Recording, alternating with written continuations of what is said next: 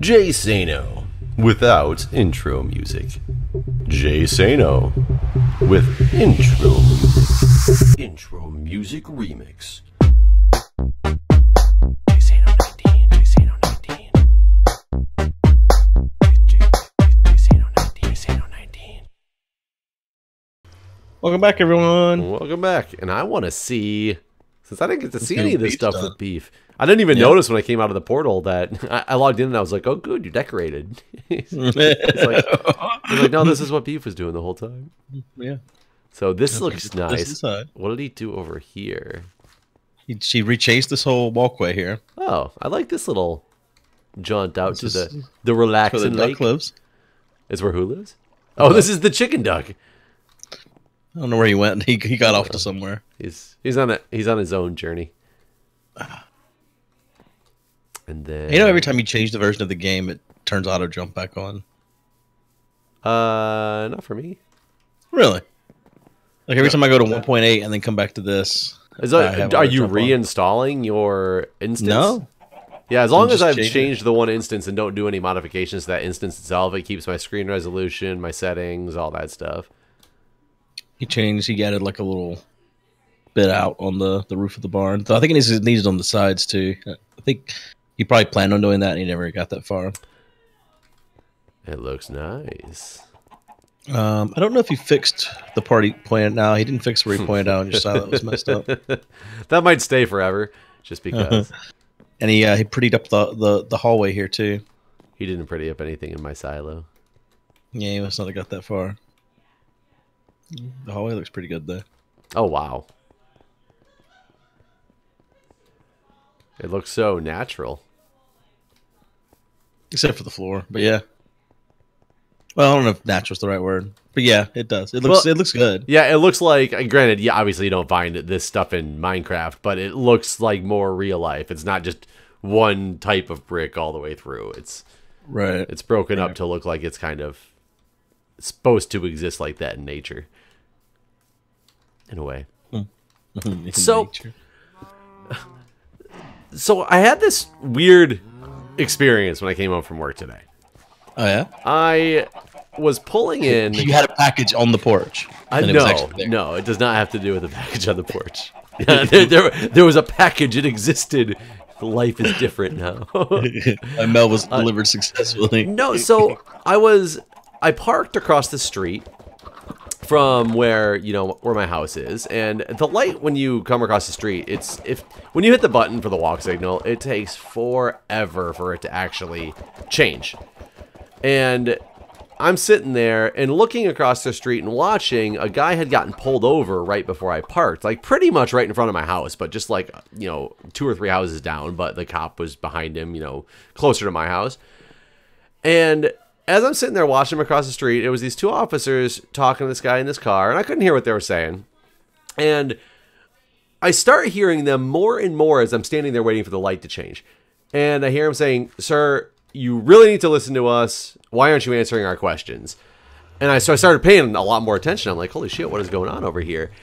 And this guy, I couldn't hear anything he was saying, if he was saying anything from within the car, but I finally started to walk across the street, and as I started to walk across the street, the officer, I'm walking toward their car now, because they're parked right where I'm walking across, and I hear one of the officers be like, "Okay, fine, sir, if that's what it's going to be, you're not going to listen to us, get out of the car right now." And then I hear the other one say, "Sir, step out of the vehicle." And then I heard them start yelling, "Step out of the vehicle, sir. Why are you not listening to what we're telling you to do?" And I was like, oh, damn, this is getting intense here. So Did you feel like maybe you shouldn't be walking towards them anymore? Well, I walked around them. I walked toward them and turned right and walked literally next to them in the car and continued past them to my house. And I got into my driveway area, or my front driveway area, and the yelling had gotten much louder at this point. And I turned around to see what was going on, and I see them start to they try to open up the door to have the guy get out. And I don't know exactly what's happening, but long story short, this guy he's not listening to anything these officers are telling him to do. Deaf? No, he wasn't deaf, because I can tell you why momentarily that he wasn't deaf, but obviously is not listening. He apparently hasn't been listening the whole time. Like I said, I don't know exactly what he was saying though, but you know, the officers were trying to get him to say things. He obviously wasn't, because I kept, you know, more and more, why are you not listening to what we're saying? You need to start listening to what we're saying. Why aren't you answering our questions? Fine, get out of the car. Then they get louder and louder and louder. So I turn around and I look, and they open, as they start to open up the door, and I'm like, well, shit, you know, I don't know what's about to happen here. Things are getting a little bit more intense. My cameras that I have in front of my house aren't pointed that direction. So I'm like, maybe I should like tape this just in case something happens. So I pull out my phone and start to put it up there to tape. And as I pull out my phone, this guy tries to slam the door back shut. So the officers start wrestling with him in the car, and they're like forcing him out of the car essentially, because he's completely resisting everything that they're doing and like trying to push back at them. And I'm flustered at this point because I was getting my phone out just to make sure it was there recording in case something happened. I don't have it recording yet. You're in bed. Let me go to bed. I don't have it recording yet, so I'm trying faster to get it recording. I literally finally get it recording as they're like scuffling, kind of like in the street and by the door. And this guy's throwing him, like trying to throw the officers off of his back, and two of them are like grabbing onto him. And I was like thinking to myself, like, holy shit, what am I supposed to do here? Am I just supposed to watch? Like, am I supposed to call somebody else? But I heard some other cop cars start coming down the street, so I was like, okay, there's more officers obviously on the way. However, I don't think you're ever supposed to get involved, are you? Like, no, you're really not supposed to get involved, but I didn't know how out of hand it was getting. Like, I didn't know if this guy was overpowering them or like what was really happening. And granted, I didn't know the situation at all to know, like, is this guy resisting because he's on something? And you know, like, yeah, you're never supposed to get involved, because especially if those are the case, like, what am I going to do in that case? Oh, officer, I'll come help you. Like, no, that's not what you're supposed to do at all. So this is the fucked up part, though. I look over, and this is just as I had gotten my phone up and turned on and recording, while like it's in the middle of this big scuffle. This SUV is coming down the street on the other side of the street, driving about 2 miles an hour past this as it's happening. And all that is happening is this woman is yelling out the window at the officers yelling, he's not resisting, you guys. This is police brutality. Oh my Get God. your hands off of him. This is police brutality. I seen the whole thing. Clearly she did not, because I was there the whole time. She had just literally pulled up at that moment. Wow. She starts slowly driving. They're like, miss, just keep on driving. So they obviously started to get him under control. So they're now like talking a little bit calmer, and they're like, miss, just keep on driving. She's like, no, I saw it all. He didn't resist at all. You guys are police brutality. This is, I'm going to, you know, get you guys in so much trouble. I don't know what else she was yelling. She looks over at me and sees me with a camera and goes, see, he saw the whole thing. He saw the whole thing. He knows what's going on. And I said, oh God. And I said, no, he wasn't. And I'm just standing there, and like I'm standing in my driveway, she's in the road, and I said, no, he wasn't. And she goes, see, he said it. He said he wasn't resisting. Exactly. He said he wasn't resisting. And I said, no, ma'am. I said, he was resisting. He wasn't listening to what they said. Oh, no, he wasn't. You're such a liar. Like, instantly, like, now I'm, you know, the person who's been there the whole time. I was her biggest buddy at first because she saw me with the camera.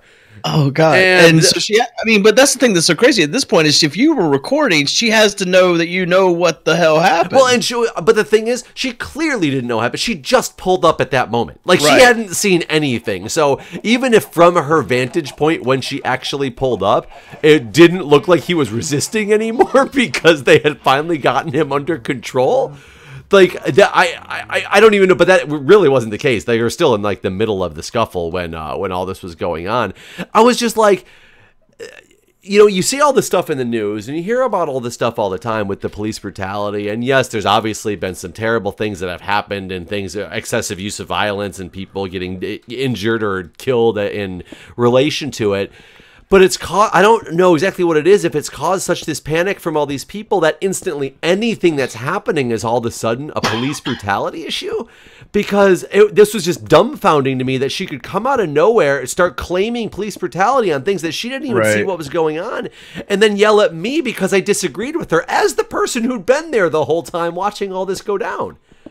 Yeah, it is a bit, that's a bit just, yeah. I don't want to change the subject, but I got something. I don't know what it is. What is this thing? Oh, it's an observer. Oh, well, I could read. On it. Yeah, apparently you can just put stuff on top of it. You can't like right click it.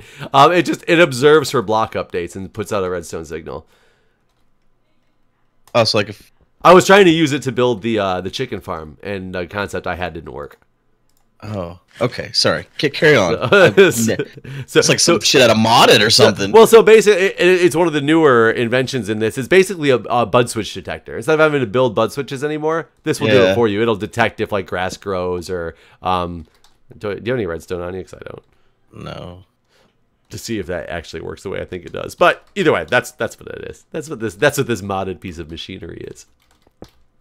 But it's just like I don't understand. Like, so after they got him under control, he started yelling over toward me too. When she pointed out that I had a camera, he started yelling over. The guy started yelling over to me too. See what they're doing to me. And he just kind of like he stood there at that point like he was doing nothing wrong this whole time, even though I was standing there. So it was just a very interesting situation. Do they have body cams in DC yet? So I think they do, and I hope they do, and I hope this comes out, and maybe that's why. But after these two guys left, after they called for backup, 4 other cop cars in like a police van showed up all at the same time. So there was a bunch of cops on the scene, and I was determined that they were going to come over and knock on the door after they got it all settled down to get a statement from me as to what happened. Because, obviously somebody pointed out that I was there witnessing it. And, right. And I had a camera in my hand. They could see it. I mean, we were only,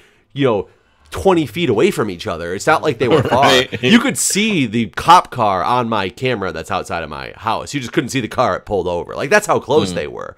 Right. And nobody ever came. I was kind of surprised they didn't want to come get a statement as to what I thought. I guess they know what happened. And if they have body cams, maybe that makes sense. Maybe they don't need my statement because it's all like, don't get a statement from a random person when you have a body cam that's going to show exactly what happened instead. Right. So, and hopefully that is that's what it is. But I will tell you, I was so dumbfounded because it was... This woman clearly hadn't seen anything, and her instantly is just calling for police brutality. And that's the way that people are gonna like get in shit tons of trouble with their reputations for no reason, is when things like that happen, and it's kind of sad. Yeah. What do you think about body cams? Do you think that all police should have them? Yes, I absolutely do. And it's funny because my dad's a police officer, and I asked him, and he does not think that they should have them. Really? And a lot of police officers don't think that they should have them because they feel like it's kind of an invasion of privacy. But when he said that, public servant though. well, so I get you completely. I was like, oh God, my dad's gonna be one of these people, and he goes, yeah, because what they're doing is they're mandating that we get body cams at my police station, but nobody will say who pays for it. So he's against it because they're basically forcing them in Michigan at his station to get them, but nobody will foot the bill for it. So they're trying to just say this small little department all of a sudden has to foot the bill for it, and they don't have the money to do so. That's why he's upset about it. It should be a taxpayer thing, right? Who pays their salary? Taxpayers do, right? Yeah, I mean, like you said, they're government. Yeah, I guess his is local government employees though. The place he's at, he was a state policeman for many years. Now he's at a local jurisdiction because he's retired from the state police. So it would be like the local government. But I guess how do you? It's still got to be taxes though, right? Yeah, I would think it's not so. It's not like they're making money somehow. Yeah, but how do you just increase that amount if you were mandating that they get them like by the end of the year? Do they just give them a chunk of money and say these are from taxes? I would think so. I would think it would be like it's like part of the budget. Like instead of you don't get something, but instead you get you don't get the new cars. You get new cameras.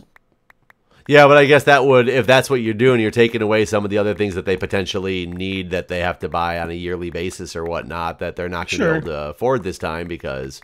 Right, but I mean, I think there's arguments to be had that you can lose money in lawsuits and That's other true. things if you That's don't have these sort of evidence. That's true. That is a good argument to make on the counterpoint.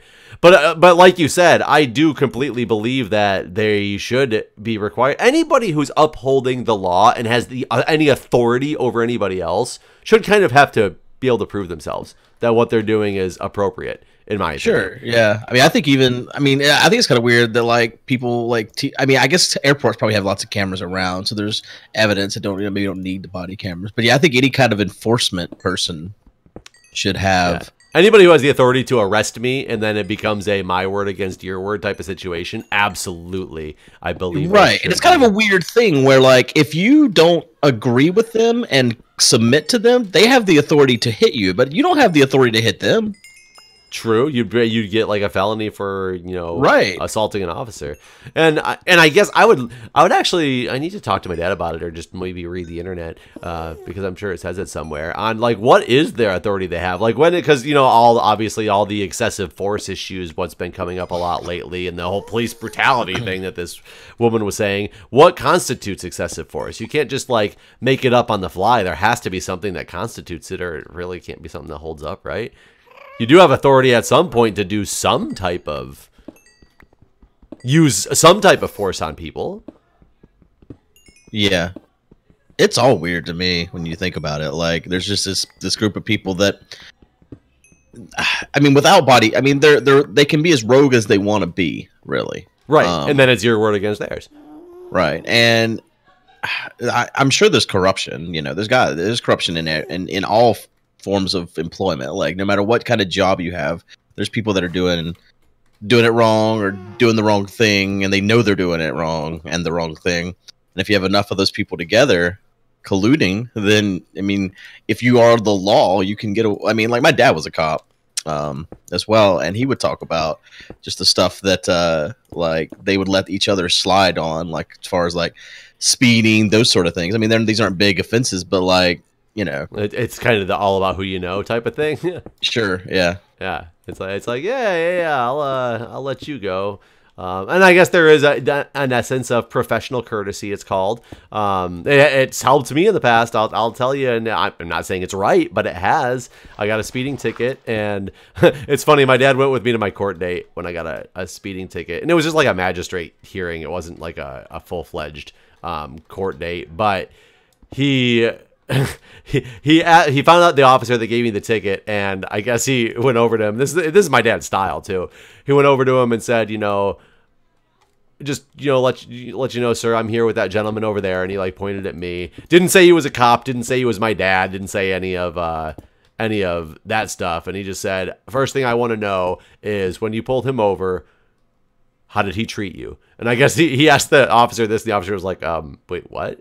And he was like, how did he treat you? Did he treat you with respect, or did he treat you like, was he unruly? And luckily, like, I've grown up to know not to treat, disrespect officers and things like that. You're never going to get out of a speeding ticket by disrespecting an officer. You have a chance of getting out of it if you're respectful and hope that they, want to have leniency on you.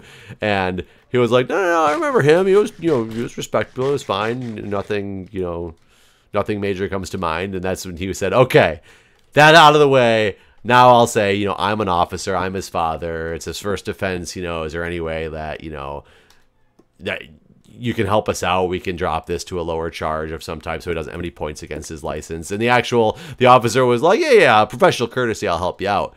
Like I said, I'm not saying that that's right.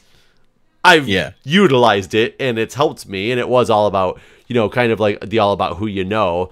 But also it was partially because, I was apparently respectful enough that the officer was willing to do that. And my dad was willing to go to bat about it.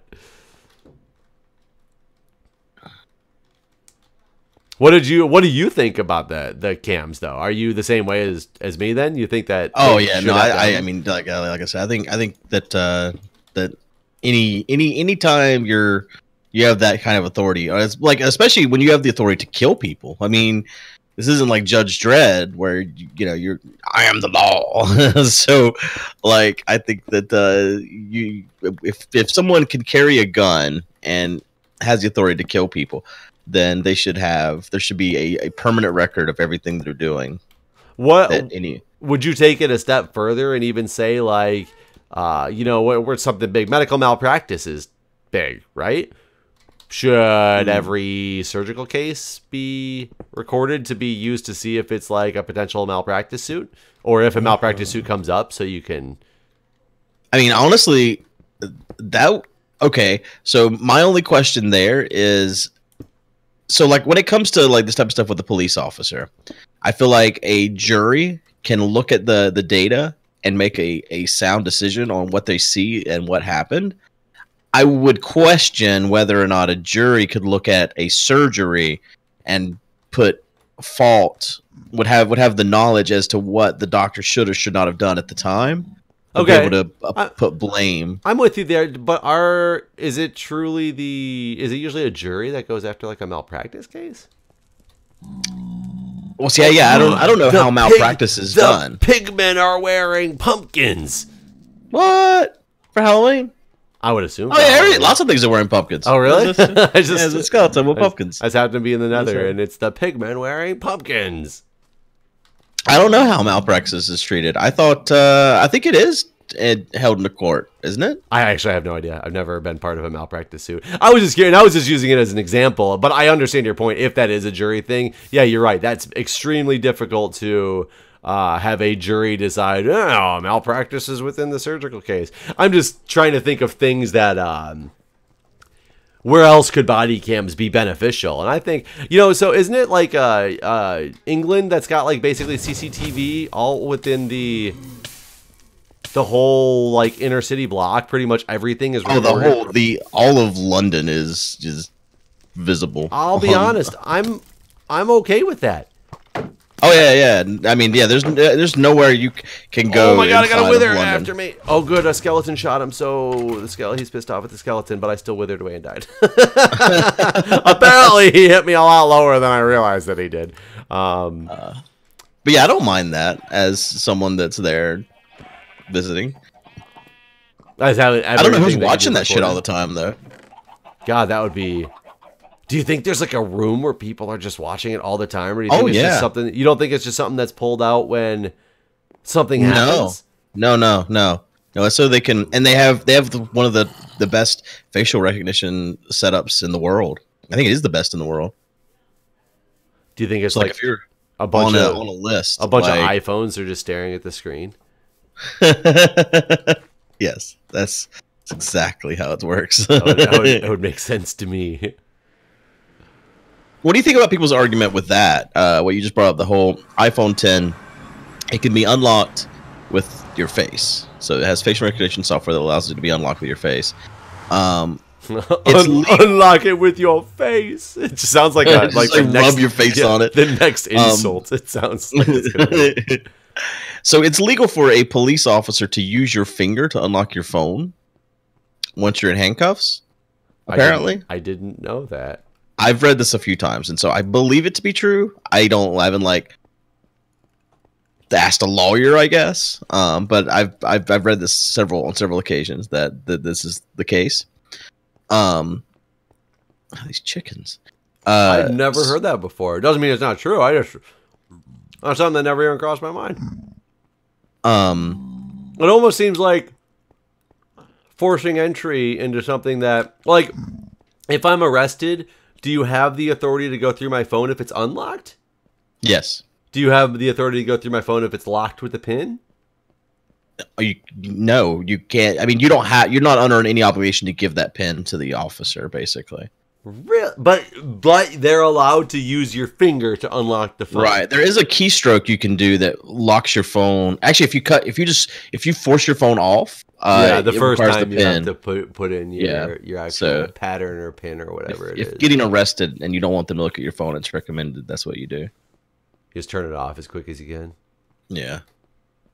That baffles me that is allowed. Why? If you're not allowed to... You can ask for the pin. But you don't have to ask for my fingerprint on the phone, using it on the phone. Right. I mean, that's almost like taking... That's essentially the same as you've arrested me for something, so you took the keys out of my pocket and you can go search my house. And maybe that's true in certain cases, but wouldn't you need like a warrant to do so if it like the house wasn't involved? You definitely do. Like you can't just walk up in someone's house. I want to like look this up so that I'm being accurate. But I don't have a good way of doing that. My phone's in the other room. Well, and your phone's probably locked, and since you're not under arrest, nobody can force you to unlock it, apparently. I wish things like blazes wore pumpkins. Maybe they do. Maybe you just haven't seen enough of them yet. That's true. I'm trying to go find where my stuff's at, but I feel like I'm coming into this fortress from a different way, which doesn't make any sense at all. Because I just took the same path back. Is that you saying you got your phone?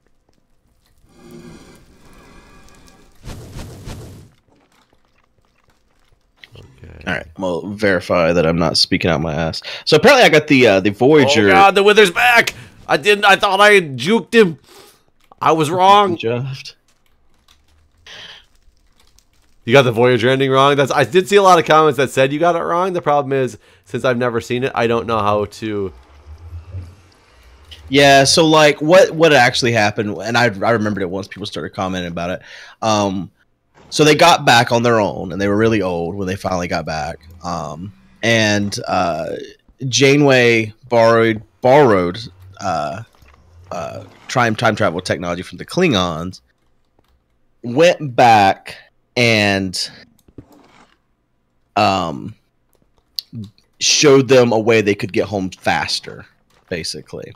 So they still got sent off into the Delta Quadrant or whatever it was, but they got home many years sooner as a result of her sharing how to get back and and they blew up a big section of the Borg. They didn't destroy the Borg completely.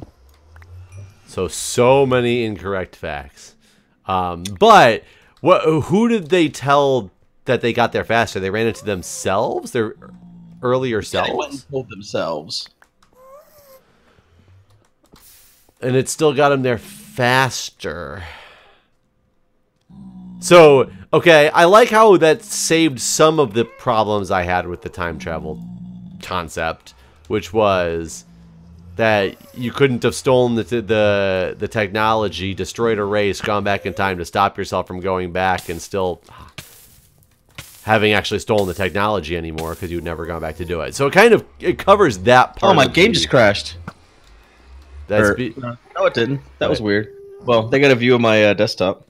a beautiful view of your desktop. Uh-huh. I think I got a message on Steam. Something happened on Steam, and it made that the... Oh, God, I'm about to die again. Uh-oh. One of the things that I lost. I've gotten most of the stuff back, but apparently one of the things I did not get back was food. And it must have gone over the edge, and oh wait, I see it down there and I can't get to it, so I'm gonna run out of food out here. What a sad day. Oh wait, I can go back into this portal. The whole reason I came in here was I was gonna come get some soul sand, and then I decided to go all the way to the all the way to this tunnel. So a circuit court judge in Virginia ruled that fingerprints are not protected by the Fifth Amendment. And so police can use your fingerprint to unlock your phone, regardless of your decision. That is insane to me. And that was a circuit court in ruling. Virginia. Yep. And when was this? Does it say a year? It's got to be relatively recent, I would assume. No, it's 2014. I mean, relatively recent. Here's another article from 2016. Police force you to use your fingerprint to unlock your phone.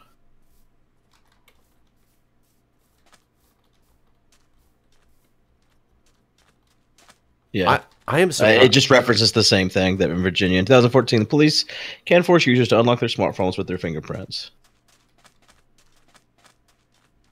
I am just shocked. So basically, moral of the story is don't have a smartphone with fingerprint unlocking capabilities. Because I mean, where does it end at this point? Like, they can unlock your smartphone, sure. can they then get into my bank statements? Probably it's on your email, right? Yeah. But is that what they're allowed to? Because I think usually they're allowed to look at anything on your phone at that point. Right? Well, because I go back into my bank, or if I go to my bank app, I still have to put in my fingerprint again. It's not just the act of unlocking the phone that gets me into it. Like, yeah, it's a good question. Like, how many times can that fingerprint be used? Right. Just unlocking the phone, or can they just keep on going? Yeah, because then they could get into like pretty much everything that you would think is much more protected. It sounds like it's less protected than using a right. a number pad. And I'm not saying that I'm one of those people that's got a lot of stuff to hide, but I kind of I don't like the concept of. Well, so I mean, I guess that was my next question. How do you feel about the face thing? Because the face thing makes all you do is point the phone at their face. Yeah, you point the phone at their face and you can get into anything you want. I mean, I guess if they've already got the fingerprint thing, what's it matter? Right. Yeah, this is true. Have you got your stuff back? Yeah, and I found a village in the overworld out here, so I'm getting some food as well. Right. We are out of time. That's why I wanted to see. All right, guys. Well, we will see you in the next episode. Bye, everybody. See ya.